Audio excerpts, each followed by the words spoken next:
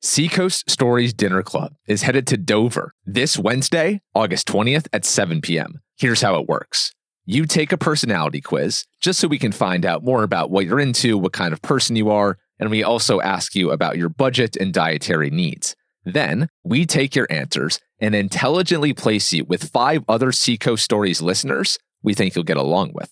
Then you enjoy dinner together. Imagine a night of intimate conversation and really getting to know your neighbors. Here's the catch. You won't find out where you're dining until the day of the dinner, and you won't find out who you're dining with until you show up. And then you will get a text message halfway through the dinner revealing the location of the secret cocktail bar that all of the groups will meet up after, where I will join you as well. At Seacoast Stories, we believe in the power of getting people together in the same room and connecting. If you want in on this one-of-a-kind experience, then visit the link in the show notes. We hope to see you there. Now on to today's episode. Welcome to Seacoast Stories, a podcast about the people, businesses, and newsmakers that make the Seacoast an American hidden gem.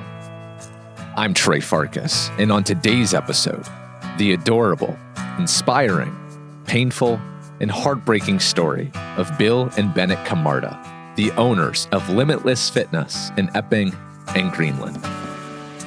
Limitless is unlike any gym on the Seacoast. There's no open gym or group classes. Everything is one-on-one personal training. And at Limitless, it's about the trainers first and the clients second, an untraditional model that sold Bill and Bennett when they purchased the Epping location in 2024. They recently opened a second gym in Greenland in July, the same day that Bennett received a bone-chilling piece of news. On today's episode, Bill and Bennett open up about the chaos that surrounded one of the biggest days of their lives and the difficulties of navigating a very trying time personally and professionally. But before that, the fairy tale-like circumstances in which they met, Bennett's refusal to answer his text messages, and how Bill's years-long pursuit of Bennett took him from New York City to her hometown of Atlanta.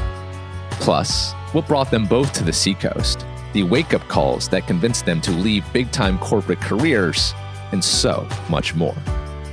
Today's story is presented by Chinburg Properties and the DRIPBar, and it's a story that begins in Hampton Falls, Bill's hometown, when he himself received a mind-blowing piece of news at the age of 11. Yeah, when I was 11, pretty normal kid, loved sports, loved doing all the things outside. I woke up one day on my sofa. I remember my mom was in Florida. Dad was at home, we were hanging out, and I had a rash head to toe, 104-degree fever, and was in so much pain, I couldn't move, couldn't even get off the sofa, couldn't put on socks, like crippling pain. It was horrifying. Many tests later, trips to Boston, I was diagnosed with juvenile rheumatoid arthritis. So it's an autoimmune disease that attacks your immune system, your joints, and many children carry this with them into their adult age and potentially forever. And I battled with that for 8 years. And knock on wood, haven't been on medications for 15 years, which is incredible. But that's how I got into loving fitness. I had to stretch and move every day from 11 years old to get to school and to function for the day. And then every spring, I would relapse, lose all of my progress and muscle, start from zero every March, and then rebuild all year to relapse again. So I fell in love with movement because of that, and kind of always knew it to be a part of my life, whether I liked it or not. Wow. And this just happened out of nowhere. Out of nowhere. With many things, and we'll talk about ALS too. I think we're hopefully getting to the point in medicine where we're realizing things that happen out of nowhere could be a part of circumstances or things from your past. And in my instance, I think I had pneumonia and then mono and this and that. My immune system was at 0. And then something potentially genetically, we're not entirely sure, just triggered, and this disease, maybe it was in my DNA. Yeah. So, there's something there. But that's how you got celiac also, was you were incredibly sick, and then you didn't have that until you were in college. Yeah, I got celiac at the worst time to get it, senior year in college, when you're having as many cheap beers as you can, the fastest way that you possibly can. And then I was like really depressed and anxious. That wasn't super normal for me. And it turns out I was having an autoimmune response to gluten. And we're thinking, okay, it traces back to that disease I had growing up. So it all ties together. Could be worse. I can't have goldfish, but I've made it work. Oh gosh. Yeah, they're great. What's the point of life if you can't have goldfish? The flavor blasted. I miss them. If Pepperidge comes across this and they want to make some, I'll be your first and lifelong customer. Yeah. So when you were growing up and you had juvenile rheumatoid arthritis, you said that you had to exercise just to really get to homeostasis and just to get through the days. How intensely were you able to exercise? So it kind of depended on where I was at, in like the year and then kind of like after a relapse. So I remember vividly like my mom not being on my case, but being a wonderful mom and saying, okay, it's 4:30 a.m. We got to get up. We got to stretch for an hour. We got to get your body moving literally for an hour, stretch in whatever ways, that she thought I could at 11, 12 years old, just so I would get out of some pain and get some mobility to be able to like go to school for the day. And then when I was 12, 13, I started seeing, funny enough, a personal trainer in Hampton, just to start getting more familiar with exercising and working out. And then I'd even go to the gym with my parents at 4:30 in the morning as well. So like if I didn't move, I wouldn't be able to function. Wow. Also, the prednisone to this day, my friends kind of, make fun of me. But like I can be quite brittle. So like my knee cartilage is chipped off. I get that removed sometimes. My ligaments and tendons, I've torn this pec, torn this knee a couple times. Both my hips labrums are torn. I'm like, yeah, like the guy from that movie Glass, So it was kind of hard to play sports growing up, which was frustrating as a child, but I learned how to direct that elsewhere. Usually into either working too much, but also then just fitness, as being a part of my ritual. Yeah. Well, I wouldn't know that you had all this stuff going on in the body because I'm sitting here, I'm like, man, how do I get arms like both Bill and Bennett? This is wild. Her arms are, everyone comments on Bennett's arms like, oh my God, how do I be like her? 80% nutrition, but also strength training. Yeah. I love to hear that. So kids can be pretty brutal, as I'm sure you're aware, especially in middle school and high school. So I'm wondering how this was affecting your psyche and your ability to fit in. It was horrible. Yeah. So what ends up happening is when you're on prednisone or a lot of it, 100 milligrams is a lot, your entire body puffs, right? You retain a ton of water and you become, I guess swollen's probably the best word. So I remember being at camp, wonderful camp up in Wolfboro was the best. And there was like a pack of kids who would just run around, chasing me around, making fun of me. Or me being unrecognizable one summer to the next, and kids in middle school potentially not being mean to me, but you could tell that kids didn't really know like how to approach you or what to do or what to say. When you're 11, 12, 13 and you're coming into yourself and you are feeling and looking a certain type of way, it's very hard. And so that started to taper off into high school, but I kind of carried that insecurity with me. And I just said, okay, like everyone around here knows my story. And I don't want to be judged for that. So I'm going to go to school down in Massachusetts where maybe it's a clean slate. Not that I did anything wrong, but that was just the mentality of a 13-year-old insecure kid with, a disease who wasn't feeling his best. So I didn't tell anyone in high school until like senior year. Wow. And so it was during all this time where you had to be so hyper vigilant on working out that you really fell in love with fitness and you actually developed a dream of owning your own gym one day, right? Yeah. So the thought was, okay, I love this. Like this could be something I do for a profession someday. But, as a 15, 16-year-old, you're not really thinking about the future too much. But then as you get into college, it was funny, like now that we own Limitless together, all of the guys from college are like, you've said you've wanted to do this forever. This is perfect for you. So that is really cool. And it's good to remind yourself of that too. But it took a long time to get to the point where we felt like we could run our own thing together as well. And we'll get to that. But it was a while before you eventually got to the gym because then you went off to have a successful career in sales, working in Manhattan. We don't need to get into the monotony of the sales world. I love a good love story. Bennett's. How and when did you and Bill first meet? So we first met back in December of 2013. I had just graduated college. And so my family was taking a cruise, a riverboat cruise in Europe, as a Christmas trip together. My grandparents took us. It was one of our first big trips as a family. Probably 10 of us were on this cruise together. We went on history tours. We all sat together for dinner. And Bill and his mom happened to also be on the same cruise.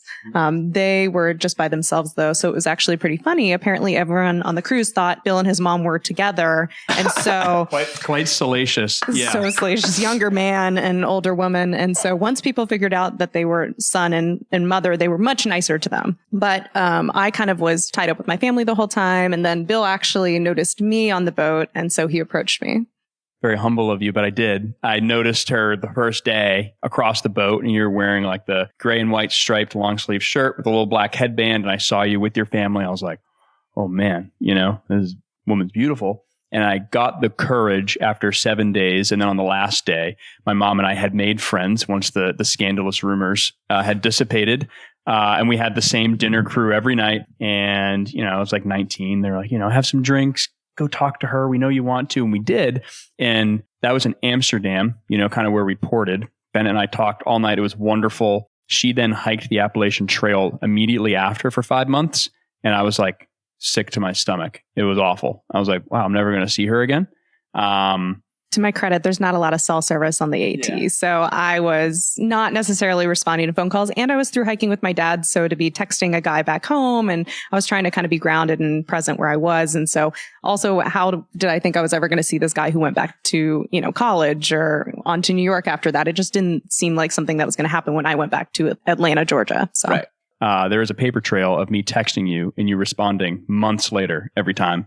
For the record, he did have an internship in New York in the middle of the wilderness that happened to be right near the Appalachian Trail. And he texted me, and I wasn't going to be like, hey, Dad, do you want to get off trail for a minute to take a detour over to like meet up with this guy I met in Europe?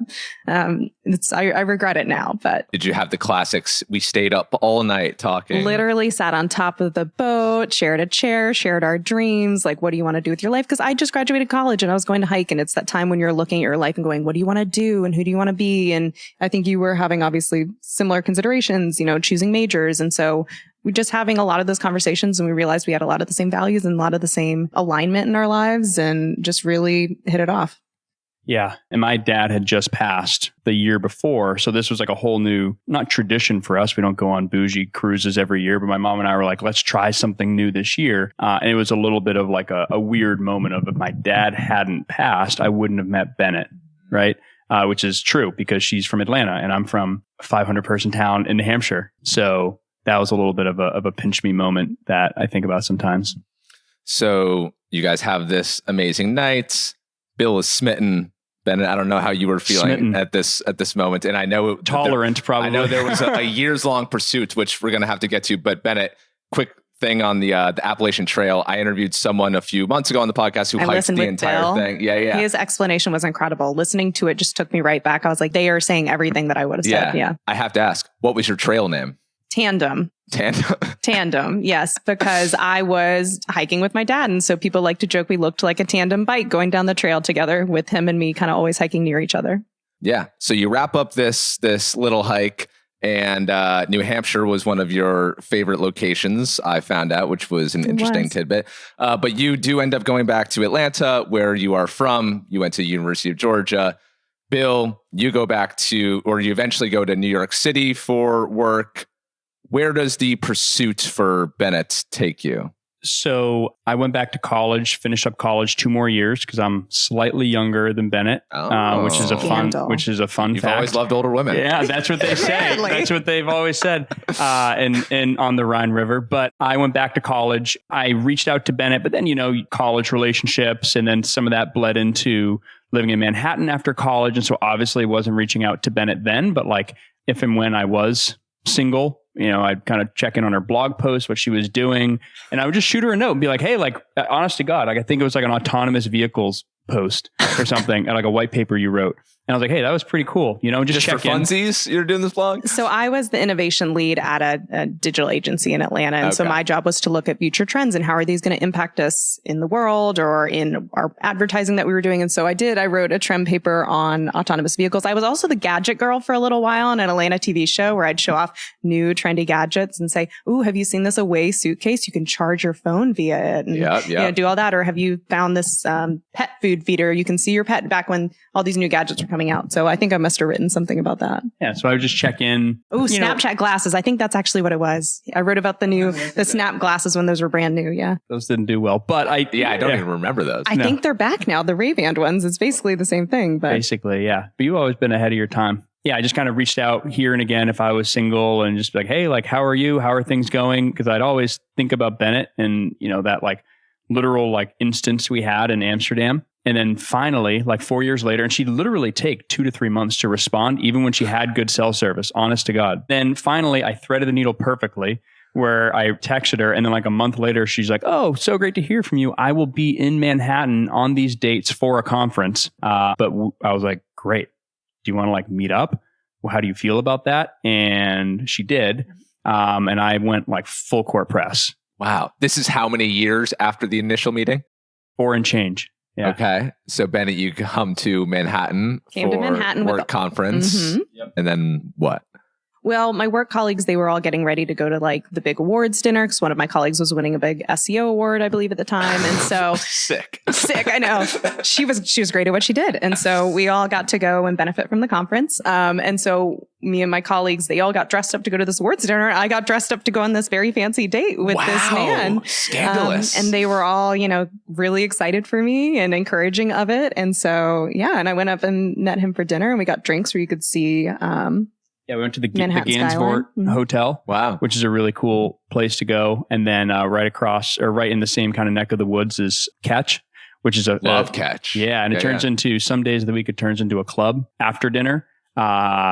I pretended like I knew that. I had no idea. It's like, why are you guys folding up our table? They were just and why is there a taking DJ? Our food away from us. And we're like, okay, bye. But pretended like I was like, oh yeah, totally. Like this is we had a great night. And then we were like, wow, like we should probably try to see each other tomorrow. We did. And then she left and I was pretty bummed. I was like, man, this was amazing. This is exactly how I felt years ago. We got to talking and I shot her a text because there's this awesome New Year's Eve party at New York Athletic Club, like this really prestigious private sports club that I was not a member of, but my roommate was because he was the captain of the golf team there. And he was like, Billy, do you want to go to this New Year's party? It's black tie. I have tickets for you and a +1. I was like, all right, I'm going to text Bennett. And maybe she's just crazy enough to like take a flyer on me and like fly up for this event. So I texted her and she didn't text back for like 2 days. Worst 2 days ever. Horrible. I mean, that's better than 2 months. It was better. I was getting more timely. It was slowly, the gap was closing. Yeah. And then, I think as you were getting your suit fitted for the event, I ended up texting you back. She did. Those 2 days are agony though. Like it was I've been horrible. there. That sucks. Like my friend John, if you listen to this, we were eating lunch together and he's like, man, you haven't been yourself today at all. Like this should be a fun day. We're getting our suits made for this. He's like, what's going on? And I told him. And then I think I got the text at lunch afterwards and it was the best text ever. And you came up for 4 or 5 days and we were like, let's just kind of see what happens. And we had the best night ever. We had the best week and we were like, okay, what do you want to do here? So we just said, let's just do long distance. Screw it. And we did 6 months, Atlanta to New York. What did that look like, Bennett? It looked like me flying up there every few weeks and visiting, which was super fun. So much to do in New York. You took me to the best bagel places, Seydel's. We went lots of walking. It was a lot of fun. And then he'd come down and visit me in Atlanta. I owned a home there at the time. And so he'd stay with me. And yeah, it was a lot of fun. But yeah, after 6 months, I think you were coming to a point in your job. You were looking for a bit of a change. Yeah, I was pivoting in my career. And a friend of mine had just started a company called Flexport. And he's like, man, this company's taking off. I think you should check it out. And interviewed him for whatever reason. They're like, yeah, I think you'd be a great fit for our company. I was like, cool. They're like, we're thinking of New York for you, but also Atlanta. I was like, well, Atlanta could be pretty sweet. Wow. And about so the universe. Yeah. And we were doing a lot of FaceTiming at that time and we were both all in at that point. And it was kind of this felt like an even bigger jump, but for that to come on the table like that, it was like kind of a no-brainer. Coming up, why Bill and Bennett moved to the Seacoast and the earth-shattering diagnosis that changed the course of their lives. That's in a moment, but first, Seacoast Stories is proud to partner with Chinburg Residences. Founded in 1987, Chinburg has grown from a small family business to one of the largest home builders, mill renovators, and property management companies across the Seacoast. They specialize in creating thoughtfully designed residential communities, commercial spaces, and apartment rentals, where yours truly currently lives, by the way. Chinburg is deeply connected to the Seacoast, and they've played a significant role in revitalizing local towns and cities through mindful development, adaptive reuse, and historic preservation. Chinburg has significantly shaped the landscape and culture of the Seacoast, and I am proud to record Seacoast stories from the confines of their four walls. If you're looking to make a change to your four walls, I can't recommend Chinburg enough.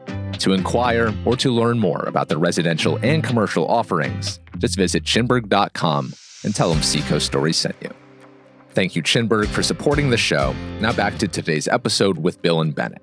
Now, they've just moved to Atlanta, where they would spend 2 years. Bill then gets a job in Chicago, and Bennett, having spent her entire life down south, doesn't think twice about joining him. They moved to Chicago at the beginning of 2020. COVID shuts the world down shortly after, and then they take a visit to the Seacoast, where our story picks up again. Yeah, so we stuck it out from March when our offices shut down. We stayed in the apartment, really hunkered down there, and we were there until Memorial Day. And that's the point in time where, and I think a lot of your New York friends were also looking back to move back in with family in the Seacoast. We had a friend's wedding at the end of that season in August. So it was kind of like a no-brainer. All your friends are back home. We have this wedding that'll be at the end of summer, which I'm sure things will be fine by then. And so we decided to throw our newly adopted cats in the car and drive across the country with just a couple bags of things to live with your mom for the summer. Yeah. Thinking it would just be a couple months. So moved back, lived with my mom in Hampton for what ended up being 6 months, which was really cool in a lot of ways. But I know there were definitely days where Bennett was like, all right, what the hell? We had to go to Chicago because of Bill's job. Now I'm living with his mom, who they get along great, but like you have to imagine that's tough some days. But we did it. And then a lot of us ended up staying. We were like, well, we love Chicago, but it's really awesome being back. And Bennett loved it here. So we just didn't leave. Why did you love it, Bennett? You can't beat being near the ocean, near the mountains. The people here were so welcoming. A lot of his friends who came back from New York and other places ended up settling here too. So it was just a great community of people who welcomed me in. I loved the architecture, the food, just everything here was everything you got in Chicago in a big city, but like in a small feel, which I liked. It reminded me of Atlanta in a little bit in that way.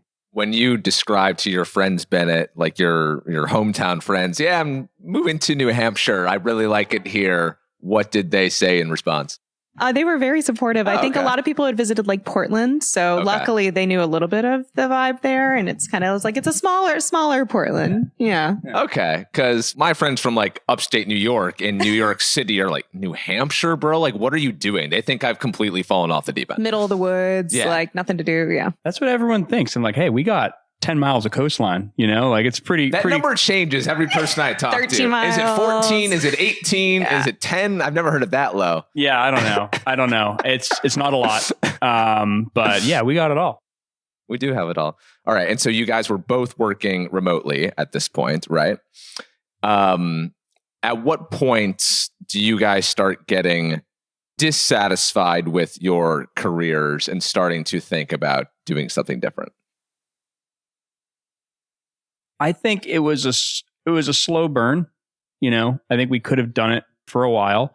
I know for me, it was being in software sales is interesting, right? Because you're selling a product, right, that has venture money behind it. And oftentimes it like works okay, just enough to be able to get it to market. And then you hit these revenue numbers, maybe, and half the reps hopefully hit their number. And then you get more funding because you need to grow more. And basically like you just throw bodies at kind of the problem and you throw money at the problem, the company grows, and then you see these layoffs across the industry, right? And so the analogy I was given by a mentor is like, think of it, you know, everyone talks about these companies like rocket ships. Well, the people are kind of the thrusters, and the people get you into the atmosphere, and you drop them off, and then it kind of just levels out.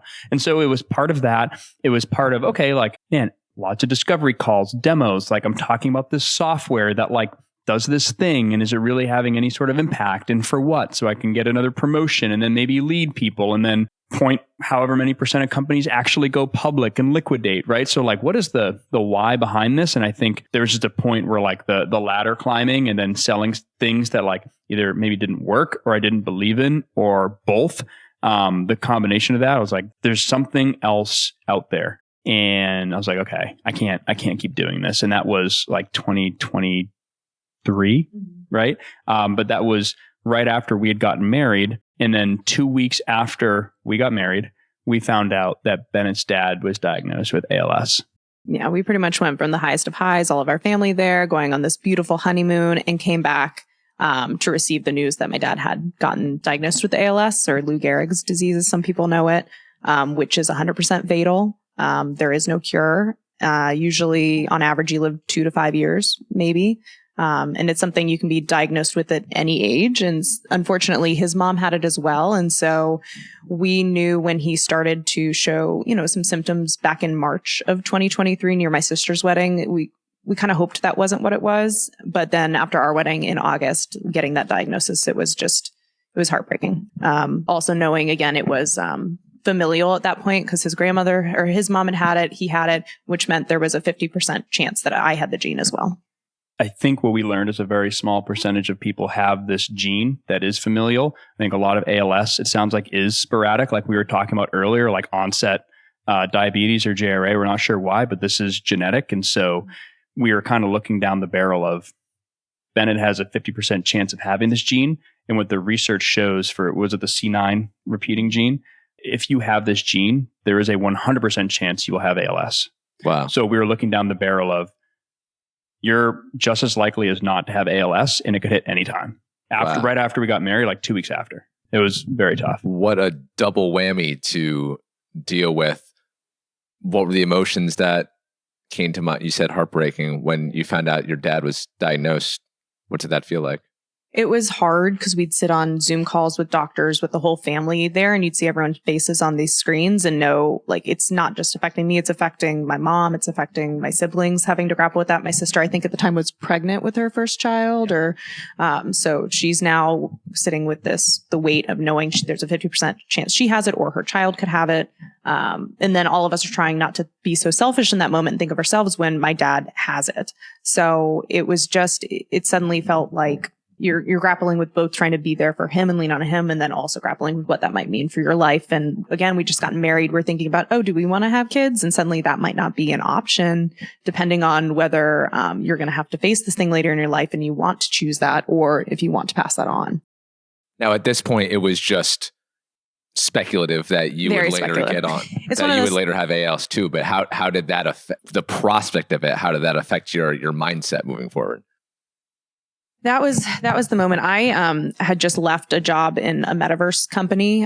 It wasn't fulfilling me in the way I hoped. It was a very startup, and they didn't have too much together here in the US. And so I was not working at that point in time. So it was really a moment where I had to sit there and grapple with what I wanted to do when there are almost endless opportunities. And now you're faced with this uncertainty that felt in a way like it was a certainty. No, I'd say that's true. I mean, not to speak for you, but watching, alongside you, like, we kind of had to grapple with, should you get tested? Should you not? Because we're going to know if you have the gene, which is 50% chance you're getting ALS. And then do you want to know? Because you could wake up tomorrow. You could wake up in 10 years and have ALS. Yeah. That was the crazy thing is you either you have the chance to get tested and ignorance is bliss, or do you want that knowledge to shape the rest of your life around that? So like, you imagine, you just got married and now we're having conversations around like, do we want to know if you're going to get ALS? Do we not want to know? Do we want to have kids? Well, if we have kids, then we need to know. So hopefully we can prevent the gene from moving on and try alternative methods. Or if we don't know, what if you pass when they're like 15? And how many years do we realistically have together? Is it 10? Is it 15? Right? So we ended up ultimately deciding that, I think you're fine with me sharing this, that knowledge is power. Ben ended up getting tested and tested negative, which I think that process took like 5 months, 6 months. Oh my gosh. Yeah, I joined in between test and results. Yeah, wow. Exactly. I was a part of a research study because they look for people who have the familial gene essentially, so that whether you have the gene or not, they can use your research to further research on ALS. And so I had all this anger and sadness I wanted to channel somewhere. And so I felt like that was the only thing at that point in time I could do was join this research study to try and help other people being impacted by it in some way. And then one of the benefits was obviously they will test you. And again, you can choose whether you wanted to see those results or not, but they basically sit there with you on a call and they open it up live with you. They don't know your results before either. You're all sitting there finding out together. And so Bill and I were sitting on the other side of that. It was crazy. It was a Zoom call where we had, built this up now for 4 or 5 months, deciding, getting tested, waiting for results, doing the research, and then it's a Zoom call. And from their perspective, there's no other real way to do it. They're not going to send you a letter. They're not going to like text you. So they read the results and find out at the same time as you. Oh, wow. It's like, I don't know if you remember like in college, like looking and seeing what you got for grades, right? And like hoping it worked out. It was like that times a million and really dark and scary. And so when they said she's negative, I remember crying just instantly. I didn't realize how stressed I was. Yeah, it was crazy. Yeah. How hard were those 5 months just being in limbo? Really hard. You're almost, you don't know yet, obviously, but you're still mourning things you feel like you've lost. I'm still struggling with my dad's diagnosis, seeing his health start to decline.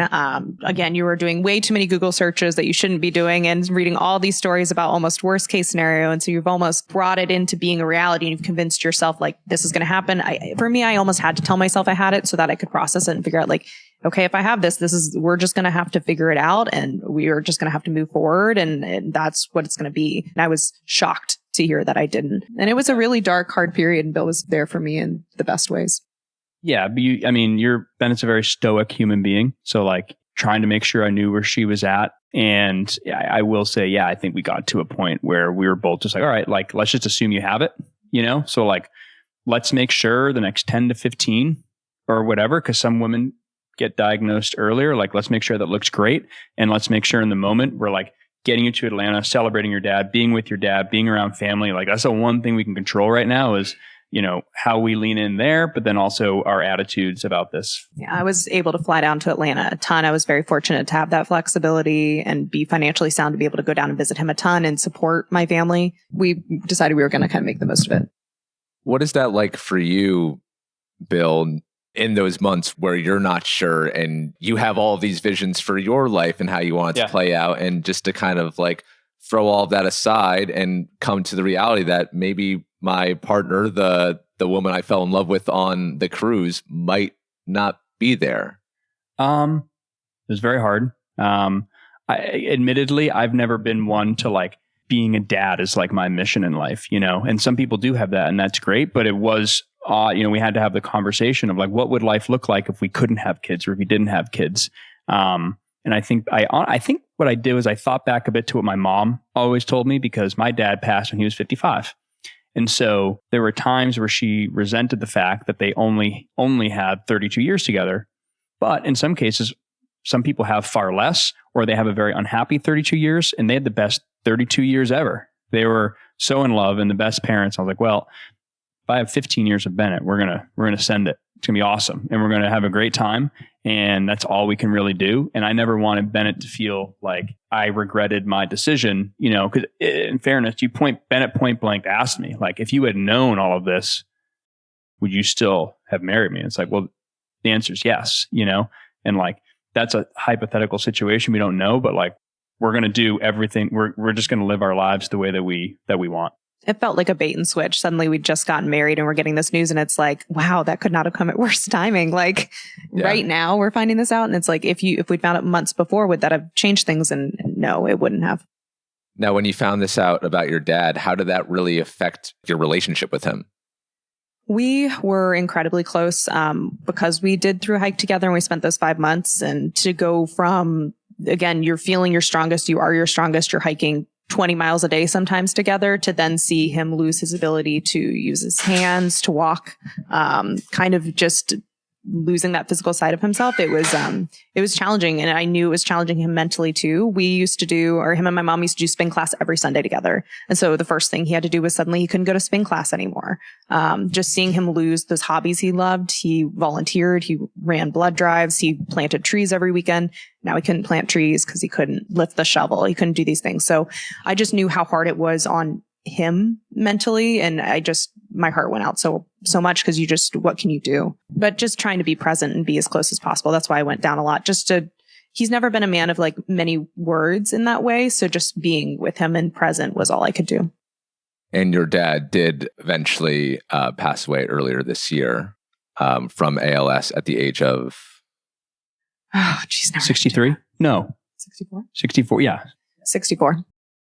He did. It was about 2 years. And again, we were very fortunate to have a lot of family time. He actually grew up coming up to Lake Winnipesaukee as a kid. His grandmother had a cabin there. And so one of his last wishes was after he retired, he said, I want to spend some time up at the lake. And so my family and his brother and my aunt actually rented a cabin up there last summer. So we spent all summer getting to drive up there and spend time with them and all be together. And he got that time, which was amazing.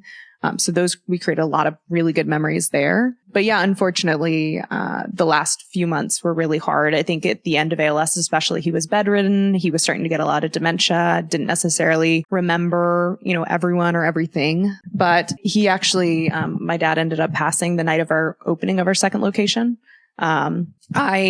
Before the opening, I'd accidentally dropped my phone out back. You're scrambling around, getting things ready before this opening and this party and putting things out on tables. And so I ran out to the dumpster to throw some last boxes away before people started to arrive. And I dropped my phone out there. And so I didn't have it on me all day at the opening. And we had hundreds of people there came out to support us. And you're saying hi to everyone. And it felt like our wedding again, where you just don't have enough time to see everyone. You feel so loved and so supported and so humbled by all these people who have come out to see you. And so I was just like riding high on that night, and it was just the best. But then I started looking for my phone and I couldn't find it. Finally traced my steps back outside. And unfortunately, I got the call from my mom that my dad had literally died during the party, and they wanted to wait until after to tell me. Because what is telling me going to do then, I'll never forget that, because it was like, since acquiring the business, it's just been 24/7 doing everything we can to make sure we're improving the business, and we'll never stop earning people's trust. But then opening the second location, it had been just pedal to the metal, emotionally draining, very tough. And then making sure Bennett got down to be with family as much as possible, which we're thankful she did. And then we get to the second location opening. We're like, holy cow, like we did it. We made it. This is unbelievable. The light at the end of the tunnel. We just had a crazy 2 months. Yeah. We're like, if we can just get to that opening, like things will be better. And then for that to happen right then, it felt surreal. It was like, you're kidding me. Like, this isn't, it also felt like he somehow had waited, like he held out. Like my mom was talking about how he'd already been seeing things the day before. And she was like, oh, is there someone there? And he'd say yes. And he's like, oh, do they want you to go with him? And he'd say yes. And she's like, you can go if you want. And he held out for another 24 or 36 hours, basically until the party. It felt a little bit, I don't know, like somehow my dad had a play in that. So. Well, I am so sorry for your loss, especially in those circumstances. I wish I could say it got better from there, but it didn't. What happened a couple of days after that? Yeah. So in a way, as sad as we were, it's funny, this thing is coming for 2 years, and you brace yourself and you process it, and it still surprises you and shocks you, and you still grieve it and are so sad. And I got through it by thinking, well, my dad, he's in a better place now. He's whole again. He is not in pain anymore. So that gave me a lot of solace through that period of time. And so we flew down to Atlanta pretty much as soon as we could after that. Got down there. The whole family was there. My grandparents actually drove in. They live in North Carolina in Charlotte. And so they drove the 4 hours down too, and they just arrived. And so we were all kind of hanging out as family, and people were bringing food over. It was really nice. And so I ended up going to bed a little early, said goodnight to everyone, and went to bed. And then the next morning, I think I was just in the bathroom getting ready, and I came out, and my mom's sitting there talking to Bill, and she just has tears in her eyes. And I was like, what are you going to tell me? My dad already died 4 days ago. And this was the morning of his burial, actually. And she says, I hate to tell you this, but your grandfather had a heart attack and died at the hotel last night. And so again, this is the day my dad was supposed to be buried. And now my mom's dad had also passed. So she just lost her dad and her husband in the span of 4 days. And you're already grieving. You're already so sad. It's like, not laughing, but you're like, are you kidding me? This is happening right now.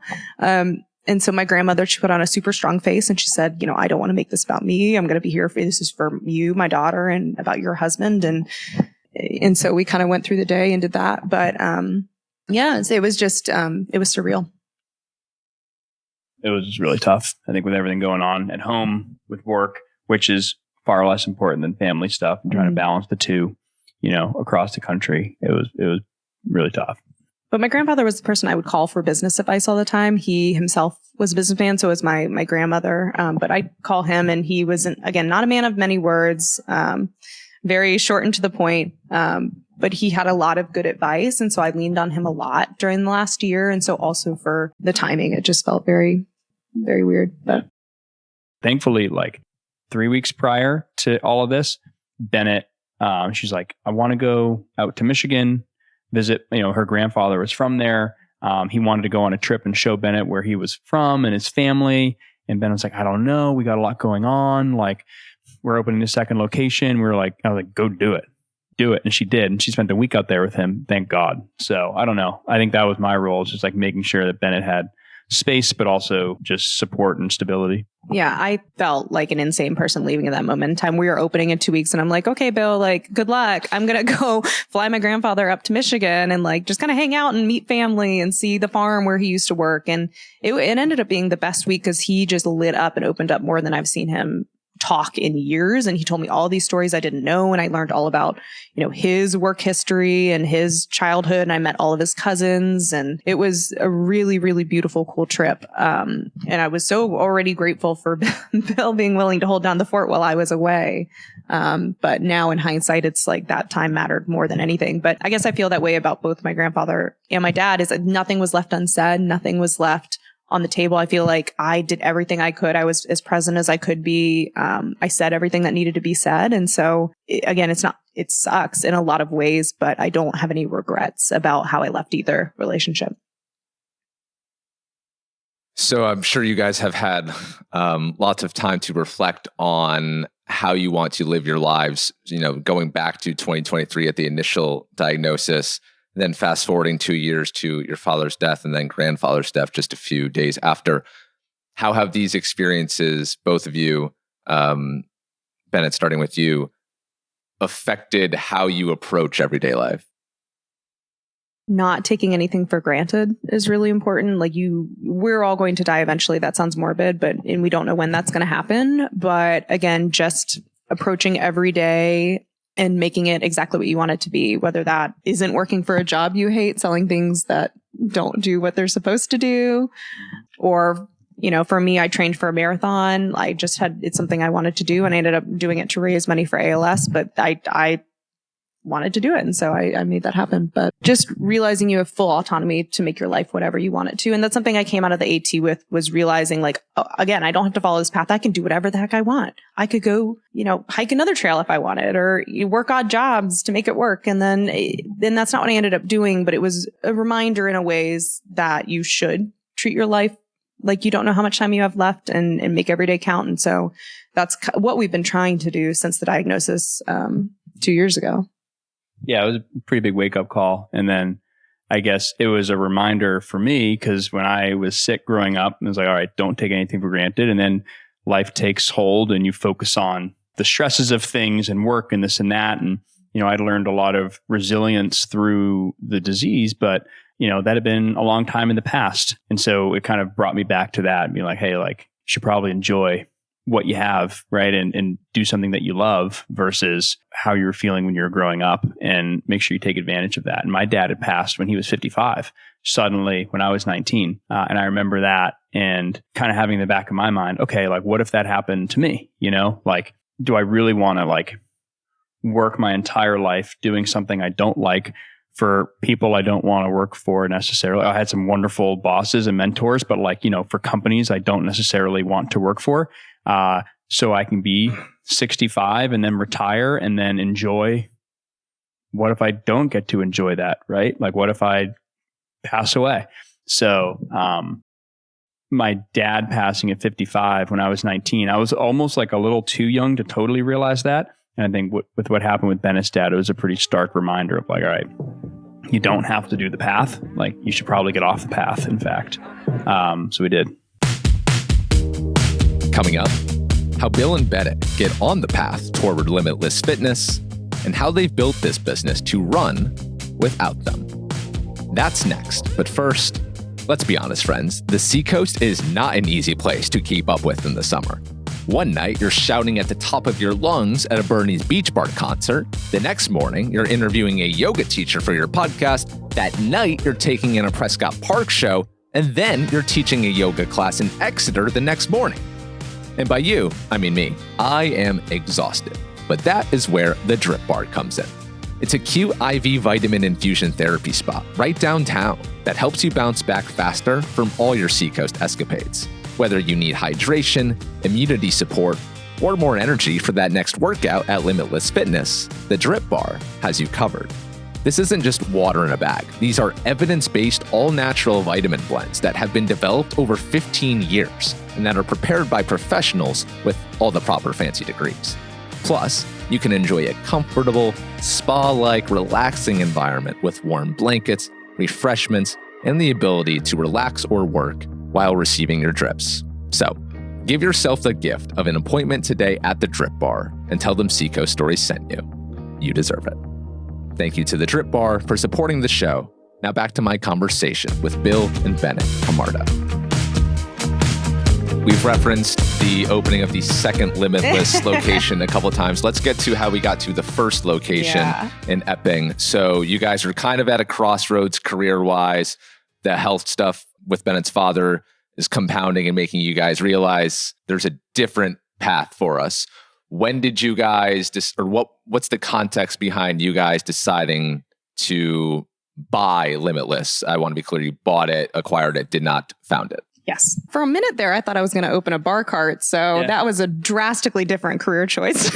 I'd say so. A little bit. Because have you ever seen those cute little appes and people will put taps on them? I got really deep into researching that. And I went and took like a beer class down at like the Are you a beer drinker? cave. I feel like you're not. No, and I'm also not a bartender. And so it really wouldn't have worked out very well. I make terrible drinks, but that was kind of the idea is I'd learn how to keg them and then it wouldn't be an issue. The marketing brain in me coming from PR and marketing, I was like, this thing just makes so much sense. You roll it into events and I don't know, the event planning side. I loved planning our wedding. It was so much fun for me. So I think I was still coming off of like enjoying a bit of that.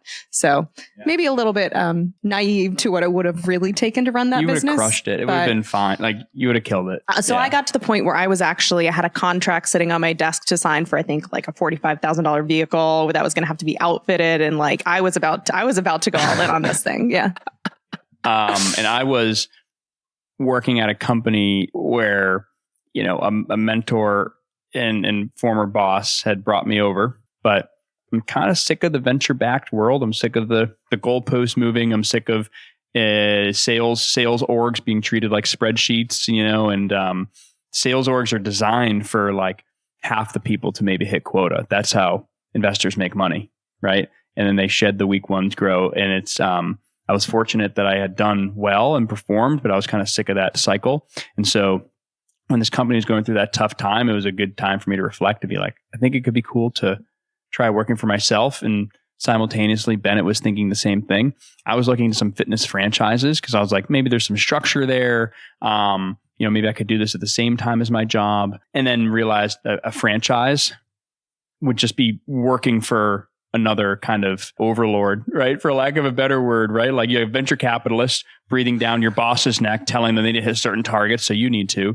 And as a franchisee, right, you have franchisors, right? Or portfolio companies or private equity companies who buy up a bunch of these who are like, hey, you got to hit these numbers. You got to do these things. Let's get bodies in the door. And when you look through the terms more, you're like, oh, like this is, you may as well give up your firstborn. So I brought Bennett in. I was like, can you take a look at this? And she was like, dude, what are you doing? This is terrifying. Please don't sign this. Yeah. So we didn't, because Bennett's a lot smarter than me.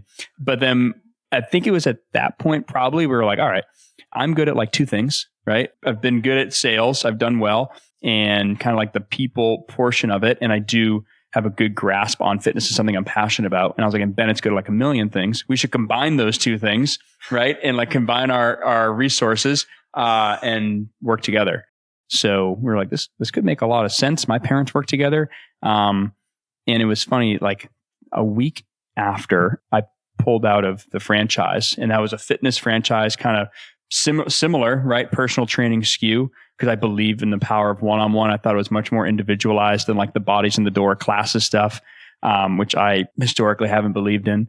A friend forwarded an email and he was like, you should look at this local business. They seem to really do what you believe in and they're doing well. It's for sale. You should look into it. I was like, okay, I'm good. I was still a little bit discouraged coming off of the franchise. Came back to it a few days later. I was like, you know what? Okay. Learned about it, had the meeting, and we were like, whoa, this is a kick-ass business doing things the right way, treating its people the right way so that the clients can be treated the right way. It's focusing on one thing. We don't see any other facilities doing this. This is awesome, and we can bring this to more people. So we threw our hats in the ring. What happened to the cocktail cart?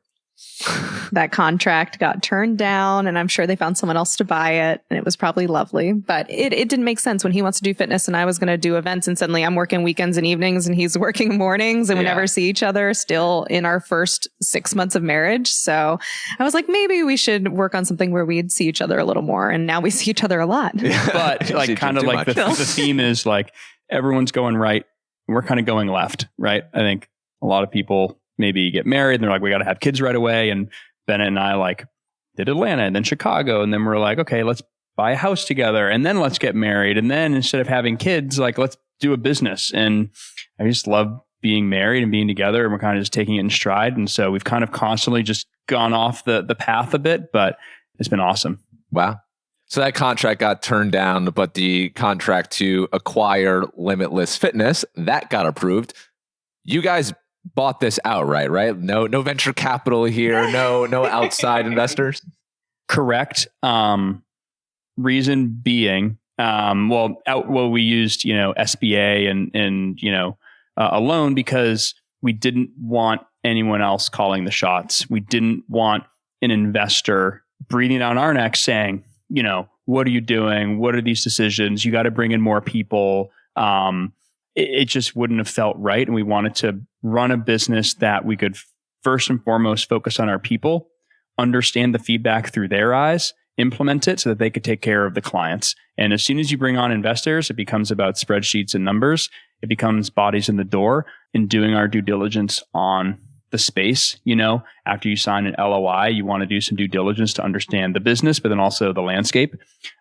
We just kind of found that was a trend in fitness that reminded us of the software and tech world. And we're like, no investors. Yeah, this has to just be us. Well, that's awesome. Great for you guys. Now, in the world of fitness and gyms, like everyone's trying to innovate, but it's pretty hard. Like, how much can you really recreate the wheel? But I know a point of pride for you, Bill, is, and a big selling point for Limitless was just how you guys do things differently. And when you first told me that you do things differently, I'm like, all right, like what could they possibly be doing differently? But it blew my mind when you told me, and I never really thought of it this way. In all businesses, not just fitness, in all businesses, your job is to serve the clients. Like you put the client first and foremost, the customer is always right. But at Limitless, a one-on-one personal training business, correct me if I'm wrong, you prioritize your trainers, the ones doing the training, over the clients. You care about making sure that the trainers are taken care of so well that they can then take care of the clients, rather than let's like make sure that the clients' needs are always met and then the trainers are just like a part of the equation. Yeah, our mission's pretty simple. And I'll first start by saying like that the previous owner, Sue and Michelle, like that was their vision too. We wanted to steward that forward, and anything we could do to improve it, we would. And we could just distill it down and just hammer it. And it's all about the trainers, right? Because they're the ones who do the training and are with the clients. And so how we make decisions at Limitless, like our mission is the best place to be a trainer. It's very simple, because if it's the best place to be a trainer, it will be the best place to be trained, right? Does it mean it's going to be the perfect place? No. Would we like it to be? Sure. And we're constantly trying to iterate and improve. But like every decision we make around equipment, around operational improvements on the back end around how we bill, around our marketing, around our website, around the types of clients that we'd like to bring in, around, the feedback that we receive. It all funnels up to, will this make our trainers' lives better or easier? And if that's the case, then it will allow them to delight the clients more, and they'll feel hopefully, great being at Limitless. So it's a very simple thing. It's very important to us. It's the thing we think about like all the time. That's wild. I've never heard of a gym approach it that way. Bennett, you don't need to name gyms around here, but the reverse, where they're putting give me the context here, where the client's first and the trainer's just kind of an afterthought. Like, what are those conditions like for trainers? Usually it is subpar schedules, subpar pay, working with clients you don't necessarily like. Maybe I don't know. This is like, I like talking about this, and this isn't to put anyone else down, but there's only, if you're a personal trainer, there's only a few different routes you can take. And I'll first start by saying, I'm not a trainer, right? And I think that's hopefully Bennett's and I's not superpower, but it's an edge that we have. We come from the world of business and scaling teams, bringing stuff to market, marketing them. I'm not a trainer, so I don't have a preconceived notion of what it takes to be a good trainer. Neither does Bennett. And we'll check our ego at the door every day. Wait, have me fooled. Y'all are both ripped. So. I would rather our trainers tell us what it takes and what they need to be successful. And kind of just understanding more about being a trainer, it's a really interesting world. You can go off and do it on your own, which is a lot of risk and hard. And 80 or 90% of trainers burn out within the first few months because you're given no resources to succeed, to learn. How do I run an assessment with someone? How do I sell, do marketing? You can spend thousands of dollars a month, and you have to rent space from someone, and then you have to drive around. And by the end of the day, you're like, wait, I haven't made any money, right? So I have to keep a book full. I have to keep my clients happy. There's a lot that goes into the back end, the software, the contracts. So there's that route. I think specifically in the gym industry too, it's very humbling and it's very hard. Yeah. So if you look at gyms, I think about 80% fail in the first 5 years of new gyms versus your average small business. It's close to half or 50%.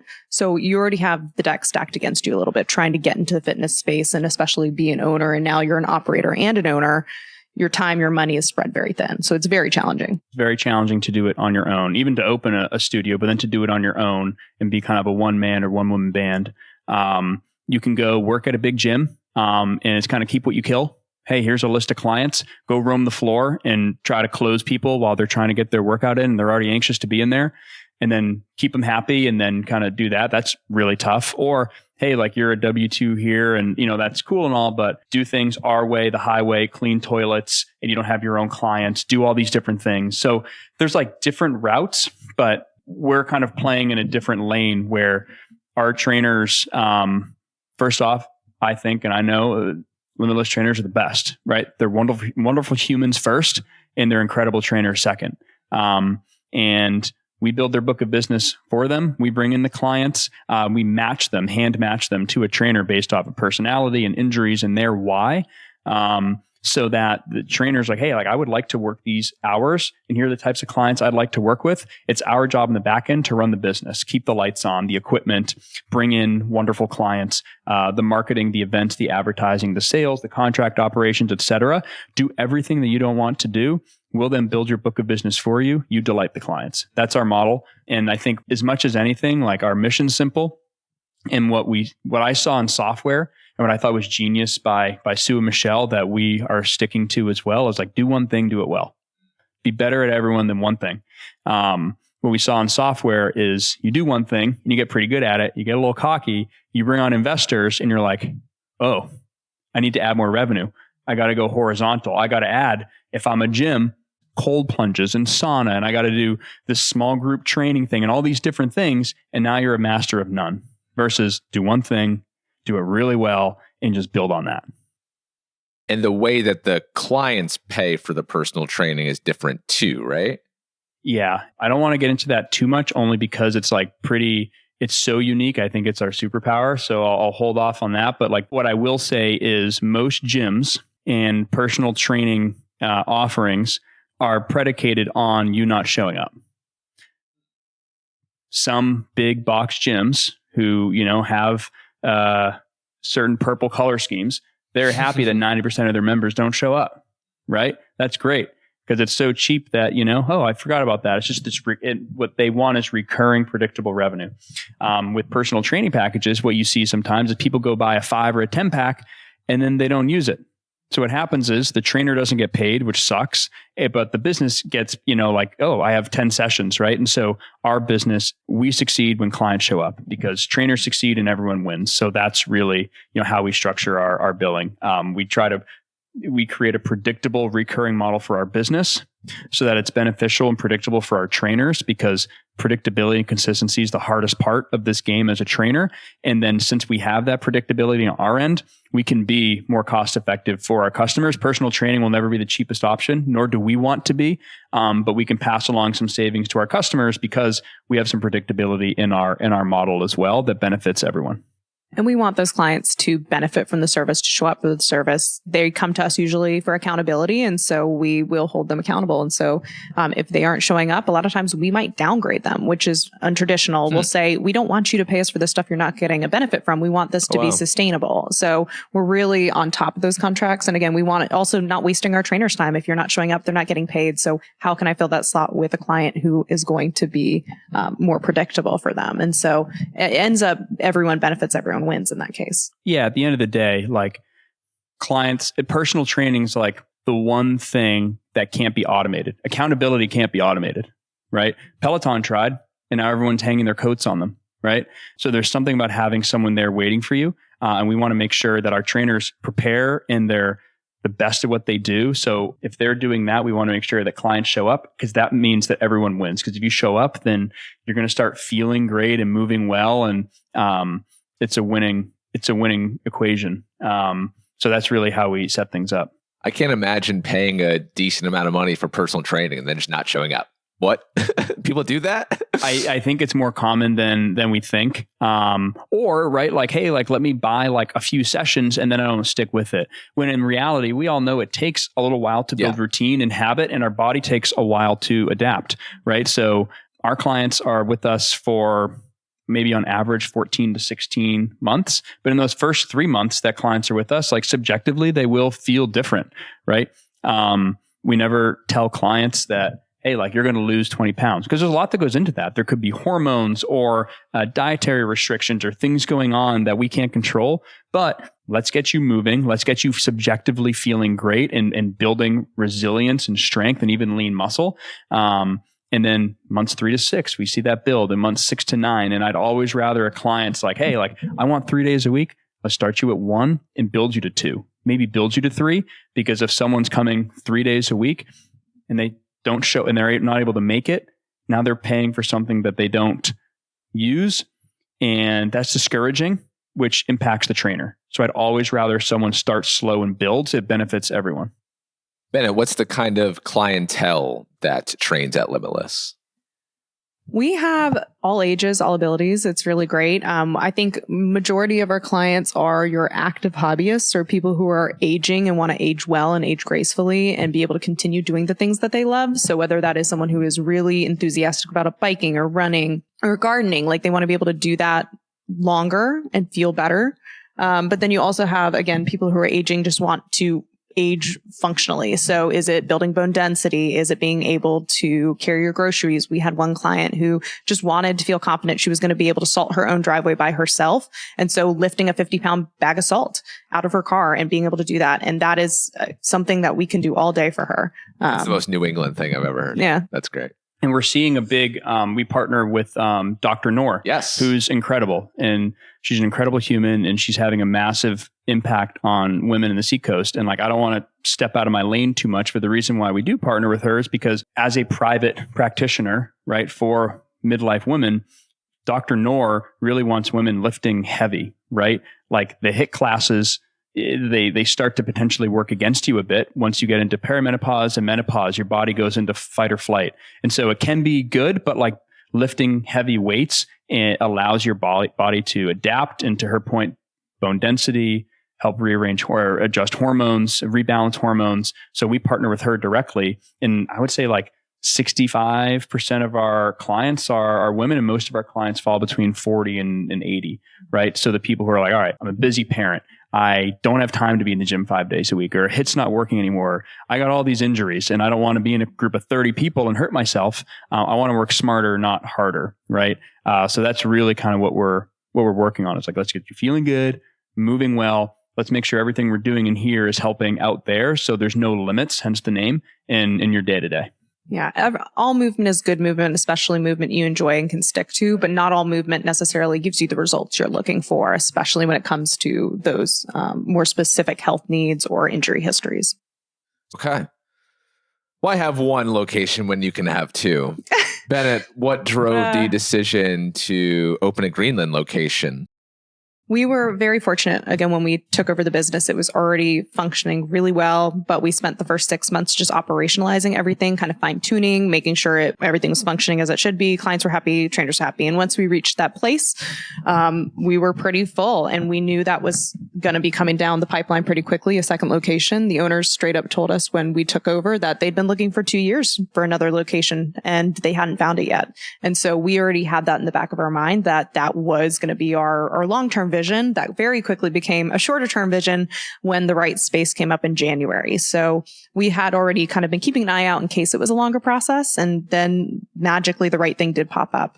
And Greenland just felt really right. I'd say the Greenland Stratum area, especially with AG leaving, just left a bit of a hole in that area for people. And so AG Fitness, it was a popular offering. She moved to Florida. And so I think a lot of people felt without a fitness home there. And they're just, Portsmouth is very busy with fitness. There's a lot going on over here. And then the rents are very high as well. And so when we were looking for a space, it was a place that financially made sense to us, demographically made sense for us. The location couldn't have been better. And so we were very fortunate that opened up. Yeah. We also look at like how far people will drive, right? So Bennett calculated that in Epping, people come from approximately a 7-mile radius as the crow flies. And so we kind of drew a circle around and we're like, where does the circle end? And then where can we begin a new circle so that our marketing dollars kind of work for each other instead of fighting against each other. So, money you spend in one location hopefully helps both. And so the Venn diagram kind of overlapped around Newmarket. And we're like, okay, we live in Portsmouth. This is where our community is as well. This would make a lot of sense. But to Bennett's point, Portsmouth's pretty saturated, right? Not in a bad, there's a lot of options. Great options. It's also a bit of an island where if you look at its own kind of world, where if you look at Greenland and Stratum, 33 cuts through and 20,000 cars go a day. And we noticed that there's a bit of a vacuum over there and not a lot of options necessarily serving that community. There are some great options, but we were like, no one's doing what we're doing. And we don't have to be for everyone, but if we can be for 100, 120 people, that's wonderful. So we set up shop in Greenland. How easy was it to make this happen? Not easy. Yeah. Anybody who tells you otherwise is lying. If there was 26 hours in a day, I'd be very happy. But there aren't. So it's been very hard. I think you have a lot of noise and you have a lot of, it's noise in your own head, noise from other people telling you how it should be done, how it has been done, how you should do it. We had not opened the first gym. This was our first time technically opening a location. So I think there was a learning curve there for us as well. We inherited processes and equipment, and suddenly now we're the ones who are playing gym designer and playing marketer in a new market we weren't in previously with no brand awareness over here. So we were kind of starting from scratch in a lot of ways, even though we had this very successful model to build on. Building a team, of people who share similar values, and who are good trainers. And, so just a lot at once. And then, finding a manager who really aligned with us, and where we're trying to go and who want to put trainers first at the forefront of this. So it was just a lot of plates in the air and then family stuff going on as well. And you're looking at it and you're like, okay, like there's, you're investing in this yourself. So it's again, no outside money. Yeah. We still were opening this with fully our own finances and no investors. And so this was seeing all that equipment get delivered and dumped there. I'm like, okay, so we're unpacking all of this. And I was in there hours and hours and hours and hours unpacking equipment, moving equipment, assembling equipment. You were, some of our trainers shipped in. It was an all hands on deck effort, for what felt like as soon as that equipment got delivered, I think 6 weeks until opening. So it was crazy. Yeah. But hard doesn't mean bad, know, like hard, like Bennett said, we got to choose it. right? Like we got to do this. Like it's not like anyone or some investor put a gun to our head and it's like, all right, where's number 2? We need it right now. We're like, oh, this makes a lot of sense. This model makes a lot of sense. We can impact more trainers, more clients. Let's do it. Doesn't mean it's easy, but it's incredibly fulfilling. Yeah. And I mean, I hope you guys have been able to pat yourself on the back, because for this space to come open in January and to open it in July with all the family stuff happening, very impressive that you guys were able to make it happen this quickly. Thank you. We have a lot of great friends who support us. Our family is very supportive. Just everyone's. Our team is awesome. Our team's right? been holding down the fort in Epping to allow us to have the space to come over and focus on Greenland. Our trainers in Epping, our trainers in Greenland, both managers, like we're fortunate and honored to get to work with them every single day. Like, again, none of this happens without them. That's why they're at the forefront of our decision making. So yeah, it takes a village. So it's pretty sweet. We'll pat ourselves on the back eventually. I think that's something we're both pretty bad at, because there's always just one more thing. When you're so in it. Yeah. How do we make this thing better? Or how do we make this experience better? Bill likes to say he moves the goalpost every time. So as soon as you reach, I'm the asshole now. No, on myself. Yeah, on yourself. Yeah. But yeah, it's like you keep thinking again, that light at the end of the tunnel when we get there. But then you're there and you're like, well, what's next? Or how do we make this better? Or like, what else can we do? So, it never ends. It's always going to be something that iterates and changes. We don't want to let anyone down.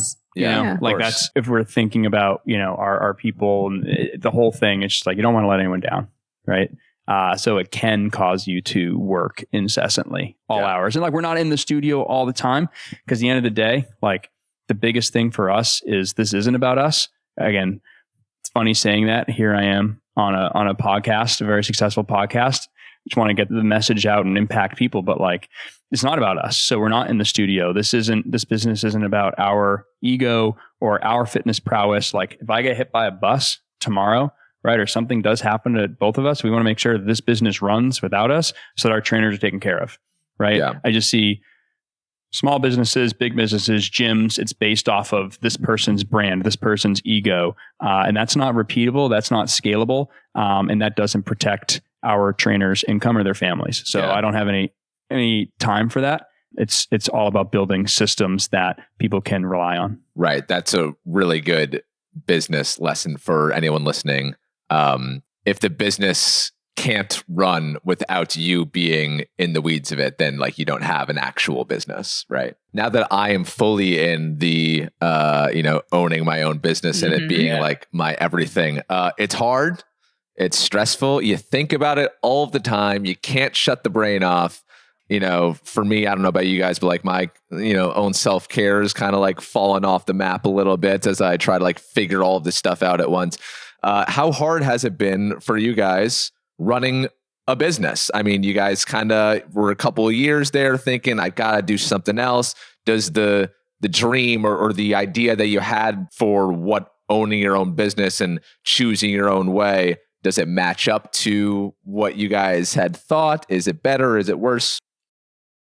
It is better and more challenging than I ever imagined. To your point, it's 24/7, and then that's actually means 24/7. Like there's no turning off. I think I didn't fully recognize that. Everyone sells being an entrepreneur. You'll have time, freedom, financial freedom, whatever it is. And I'm like, I don't know what time freedom you're talking about, because I'm laying there in bed and then I'm up at 6 a.m. Like, okay, I got to start working again. Right. But it's building those, guardrails for yourself and your own self-care. But I wouldn't, it's been so hard in so many ways, but I wouldn't want to do it with anyone else. I can't imagine these entrepreneurs who are doing it by themselves, building businesses by themselves like you. Oh like God. I look at them and I just am so impressed, because doing this with Bill has been the best thing I've ever done. Like he bounces all my skills. He knows all my stresses. He knows my strengths, and he just knows me more deeply than anyone. And like getting to face really hard things like this with the person you love the most in the world and who gets to see that and get through that with you it's the best thing ever.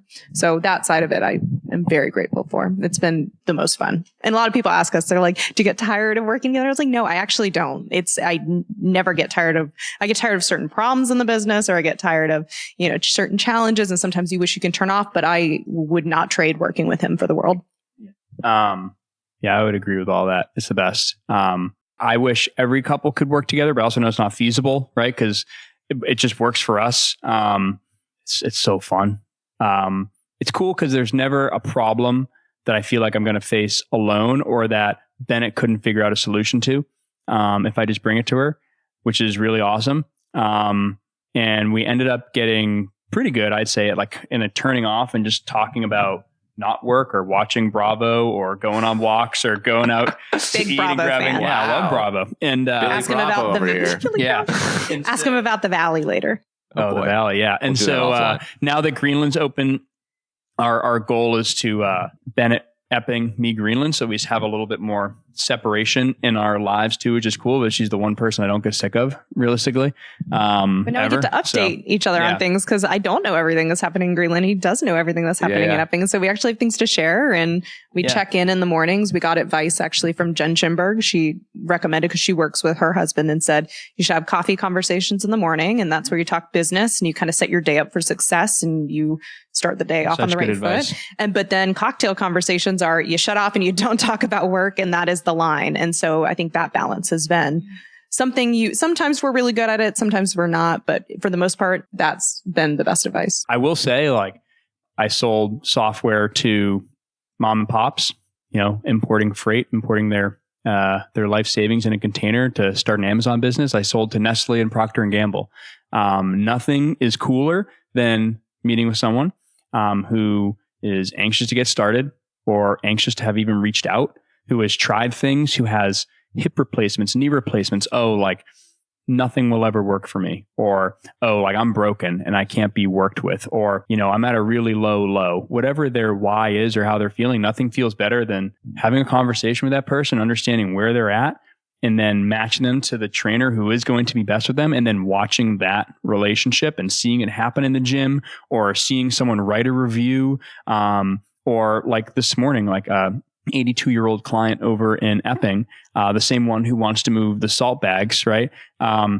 She was squatting like 17 and a half pounds, front racked on her shoulders. And, she was like, I don't know if I can do that. And trainer's like, you're stronger than you think, you're pretty kick ass. And seeing those relationships happen, super cool. Like I know when someone starts with us, again, we can't cure disease. We can't make you lose 50 pounds, right? There's a lot that goes into that. And some clients have lost 50 pounds, and that's super awesome. Some 70-year-olds have put on 10 pounds of muscle. That's really cool. But what I can say is, like, you're going to fundamentally live differently. And that's awesome. That's better than like me selling you software so you can go slash headcount by 10%. This is incredible. Seacoast Stories exclusive, location number 3. When and where? No one's listening. This feels like the kid conversation. You get married, suddenly everyone like, when are you having a kid? Now you have a business. It's like, when's the next location? The next natural question. We get it all the time. I don't know. The exclusive. Yeah. Check the traffic patterns, maybe the weather, the barometer, see where the winds are. I'd like to stay in New Hampshire. Keep it simple. Okay. Right. Maybe west of here. We'll see. Wherever someone's not doing this, which is most places. Yeah. How about that? Yeah. Here we are in the west end of Portsmouth, and I'm looking at Bar and Soul. Studio One is behind me. Form Pilates is just down the way. And there's like Attack Fitness, maybe something like right across the way too. It's crazy over here. There's a lot. And like we said, all movement is good movement. Yes. And there's something for everyone. We are big believers in what we do, and just kind of trying to avoid the one size fits all that, and the bodies in the door that's plagued the industry and a lot of industries because of the amount of investors and private equity that's got into it. That's not to say that's what's happening in Portsmouth whatsoever, but like it's what we truly believe in, and just focusing on the individual. So we'll just keep doing that. I get trained at Limitless twice a week, but I also go to other studios locally. You go to other gyms locally. Like we have friends who own yoga studios locally. So, I think it's important again for us to also have like that space and that balance, and to support other businesses locally, because we get what they're going through. So, yeah. Anything we haven't discussed that you'd like to? I don't know. I guess I just can't say it enough. Like, I'm very lucky I get to work with Bennett. And I would say to anyone out there who is, in the corporate world, who maybe is like sick of the ladder climbing, like, first off, like, keep your job, like, look around, see what you might like to do. Build a very successful podcast simultaneously, whatever it might be. Feel free to reach out. We don't have all the answers or even many, but like, happy to be a sounding board. I think that's the biggest thing as an entrepreneur is you're oftentimes lonely. It's quite isolating, when you don't know what SEO means, like me, or you're search engine optimization, Bill. Exactly. Come on, or like recruiting or sales or whatever problem you're going through. Like you feel alone, but you don't have to be. So feel free to reach out to us or just to anyone, and at least find someone to talk to. Well, I thank you both so much for being here and for joining me today. I've thoroughly enjoyed this conversation. It's one I've been looking forward to for a while. Y'all are both listeners of the show, so you know how we end the show. We end the show with one final question. We ask this same final question at the end of every episode every week, and it is brought to you by David Higgins, local Seacoast resident and the official investment office of Seacoast Stories. Bill, if you were to leave this earth tomorrow, what would you hope people remember about you? I would hope that, and something that I'm working on, is that Bill was really happy with what he has now. He was where his feet were. That's something that I'm actively trying to focus on. And when I'm gone someday, I hope that's the thing that people say about me. He was there for his friends, with his family, every single day. And that's the thing that I think I need to improve most on, but I strive the most for, is just being where my feet are. So if people say that about me, and that I was a great husband, then I'm good. Bennett, if you were to leave this earth tomorrow, what would you hope people remember about you? I would want to follow in my dad's footsteps. I want to make sure I'm giving as much as I can to other people, prioritizing other people, but very similarly to Bill, just being where my feet are and present. And yeah, that's it. Yeah, there's take a look. If this doesn't make the podcast, that's cool. We officiated a wedding together, which was awesome. And we read this poem, which is our friend's favorite poem. It's called the Dash Poem. Have you ever heard of that? The Dash Poem's cool. I'll never forget it. It's basically about, when you're born and when you die, those numbers are on the tombstone. But what really matters is that dash in between, right? And like what you experienced and how you lived it, and being present for that dash. And so many of us are so focused on the future that like that dash, the day to day, gets forgotten. And so that poem changed me a lot. And reading that for his wedding, because I was like, if he were to pass tomorrow, that's how I'd describe him. Ari, if you're listening, and I would love nothing more if people could say the same about me. Bill and Bennett, thank you so much for joining me. Thank you so much, Troy. Thanks for having us. Congrats on all your success. Woo. It's really cool to watch. It's been so cool. Yeah. Trying to be like you guys. We'll see if we can get there. Thanks, Troy. That's Bill and Bennett Camarda of Limitless Fitness in Epping and now in Greenland. Today marks their 2-year wedding anniversary, so congrats to them, and I thank them so much for joining the show. To learn more about their personal training services, you can visit their website or give them a follow on Instagram, links to both of which are in today's show notes. And if you enjoyed this episode, we'd really appreciate it if you left us a review over on Apple Podcasts, tell us what you love about the show, or other stories you'd like to hear. We'll be back next week with a Seacoast person who is very special to me. But until then, if you see me around town this week, perhaps at Seacoast Stories Dinner Club on Wednesday in Dover or at Live Freely Fest on Saturday in Hampton, then please stop me and say hi. I would love to hear your story. Until next time, have a great week, everybody. Live free or die.